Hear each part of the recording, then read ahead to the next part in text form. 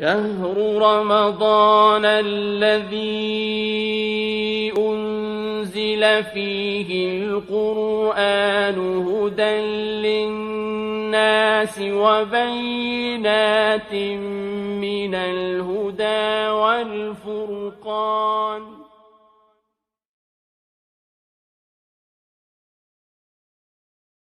الحمد لله رب العالمين، والصلاة والسلام على أشرف الأنبياء والمرسلين. ها هو اللقاء يتجدد مع شيخنا وأستاذنا الفاضل العزيز على قلوبنا الشيخ كمال نور، فأهلا وسهلا شيخنا الفاضل. الله يحفظك، بارك الله فيك. حديثنا في هذه الدقائق الشيقة مع شيخنا حول موضوع مهم يبين مكانة الإمام في المجتمع. الكل يعرف ما للإمام من أدوار، وأنه يجمع في مهمته ودعوته إلى الله تبارك وتعالى، يجمع القلوب ويعبد القلوب لرب العالمين. فشيخنا له سنوات طويلة في الإمامة، فحدثنا عن فضل الإمامة وأثرها على المجتمع أو في المجتمع. أو بعبارة أخرى الإمام الناجح هكذا. نعم، هذه الإمام الناجح أكيد أنه هو الذي اتبع حقا هدي النبي صلى الله عليه وسلم في دعوته.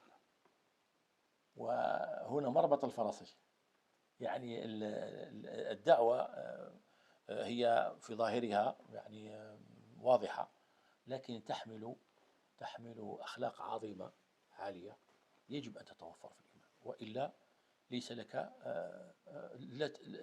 لا تتمتع بملمح الإمام.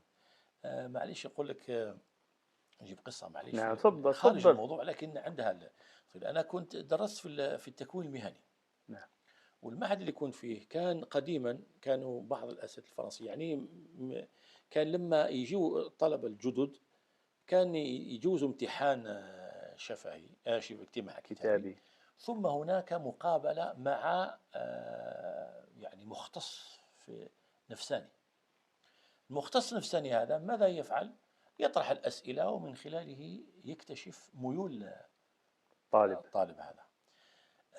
وحدثت نكتة، فجاءه أستاذ جزائري عنده ابن عمه، قال له من فضلك سهل له المهمة حتى يلتحق بالمعهد.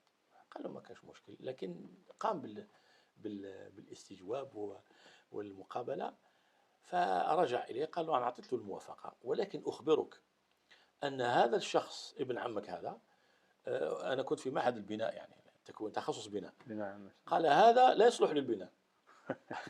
نعطي لك حسب المعلومات، لا يصلح للبناء ولم يخلق للبناء، خلق لأشياء أخرى، لكن مع ذلك نظرا لشفاعتك فأعطيت الموافقة. يقول لي ابن عمه الأستاذ الصديق هذا، قال منذ أن تخرج من المعهد لم يشتغل في البناء. لا. فهناك من يصلح للإمام، هناك من لا يصلح للإمامة كما هو معروف. هناك من يصلح للخطابة، وهناك من يصلح للدرس، وهناك من يصلح للكتابة. واعملوا وكل ميسر لما خلق له.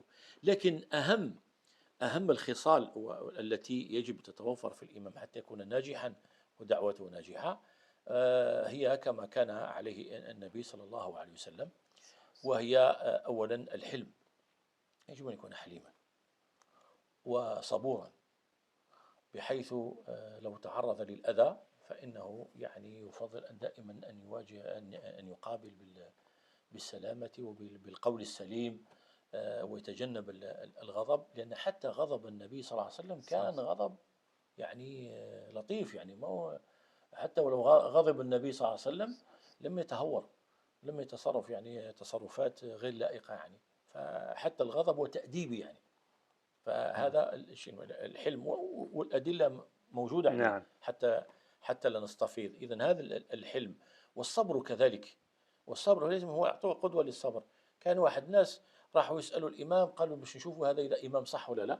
فذهبوا في صلاة الفجر وكان طقس بارد، فحكموه خارج من البيت، وهم تعمدوا الإطالة في الأسئلة حتى يعلموا هل الإمام هذا صح إمام أم لا. فلما وجدوه صبورا وصبر على برودة الطقس ولم يتأذى، فقالوا له بارك الله فيك يا احنا جينا هنا فقط لنمتحنك. الامتحان.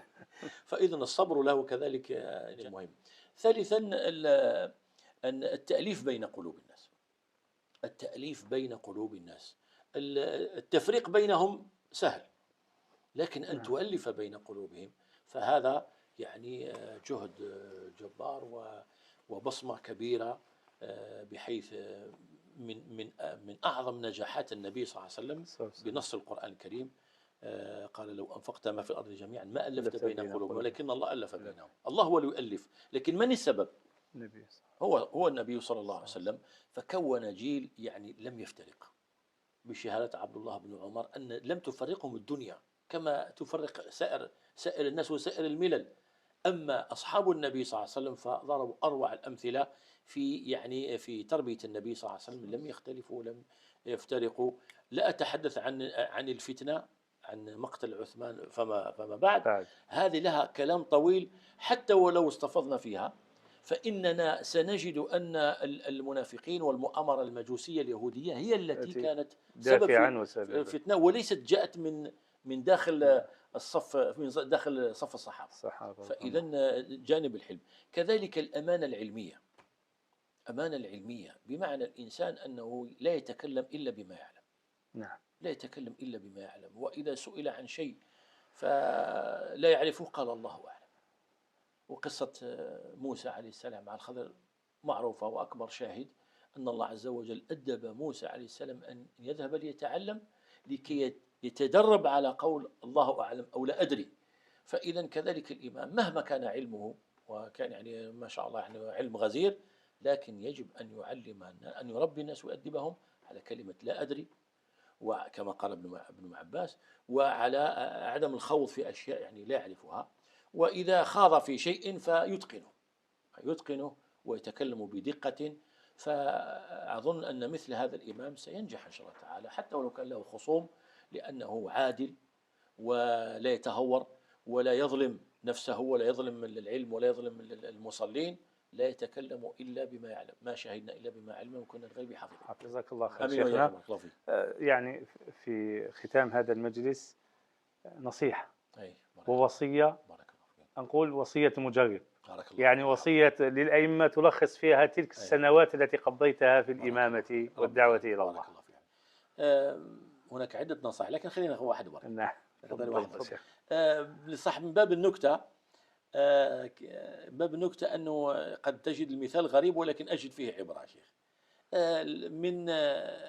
من محاسن كرة القدم يا شيخ، كرة قدم عمل جماعي. مهما سجل كان الهداف اللي سجل الأهداف أو عدد كبيرة لا يستطيع أن يقول سجلت لوحدي. نعم. لأنه كان زميل هو اللي أعانه الكرة، وكان الفريق كله. فلذلك التتويج يكون للفريق. هناك تتويج للشخص، ولكن هذا الشخص لوحده لا يستطيع أن يحقق تلك الانتصارات. فمن باب العبرة يعني. نعم. فأنا أقول أنه أنت راك إمام، لا تنسى أنك راك في أسرة يا شيخ، ولا تنسب الانتصارات لنفسك يا شيخ. فكل هذا المجهود هذا كل أولا نحن ثمرة أجدادنا، نحن ثمرة أجدادنا كما قال النبي صلى الله عليه وسلم أنا دعوة جدي إبراهيم. هذه من جهة، ولا تنسى الأجداد تاعك ولو كانوا يعني ناس بسطاء، ولكن هم كانوا سبب في صلاحك. نعم. وكذلك المجتمع اللي راك عايش فيه، الوالدين بدرجة أولى والمجتمع فيه وأصدقاؤك في الساحة، كل هذا نحن فريق واحد. نعم. وأعتقد هذا التصور هذا راح يقلب كثير من التصورات الخاطئة اللي عند بعض الناس، اللي يظن أنه هو مثل ما قيل في بعض المناسبات، بعض الأحيان بعض التيارات الخاطئة اللي تقول قل كلمتك وامشي، يعني شبه أنانية يعني في الدعوة. يعني المهم أنك تفكر في نفسك، قل كلمتك وأديت الواجب لا امشي. لا، أنت تقول كلمتك لأنك تعيش مع يجب أن تنسق، تطاوع ولا تختلف. وضرب الله لنا مثلا بسيدنا عيسى وسيدنا يحيى عليهما السلام، بعث في وقت واحد. ومع أن مكانة عيسى عليه السلام مكانة عالم أولي العزم وكان عالية، ولكن الله عز وجل أرسله. والرواية صحيحة أنه كلف الله عز وجل أن يبلغ لست أدري عيسى اللي يبلغ هي 5 كلمات. 5 كلمات. نعم. فقال إما أن تبلغون وتترك أن يبلغ. يعني هناك تنسيق بين الأنبياء وما أدراك. فما بالك بمن هو دونهم، فهم أحوج إلى التطاوع والتنسيق، وألا ينسب النصر لنفسه، وما رميت إذ رميت ولكن الله رمى.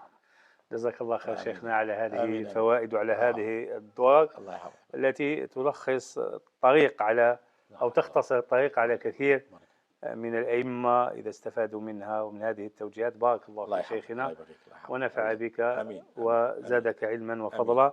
جزاكم الله خيرا، ولنا لقاءات أخرى إن شاء الله تبارك وتعالى ضمن سلسلة لقاءات ومجالس مسجد عمر بن الخطاب رضي الله عنه ببلدية سيدي محمد.